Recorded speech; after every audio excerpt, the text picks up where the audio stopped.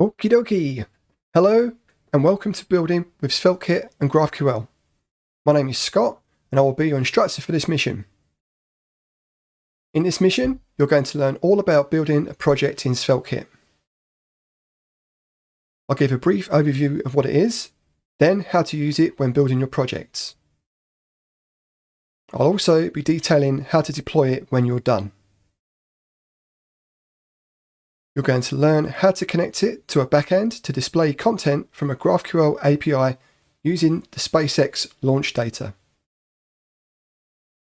We'll be using the GraphCMS template to quickly create the backend containing this content. This is so we can concentrate on displaying the content in our SvelteKit project. GraphCMS is a backend as a service that provides structured data via GraphQL API that can be used in mobile applications, smart home assistants, and in the case of this mission, a website. By the end of this mission, we will have developed a functioning SvelteKit project,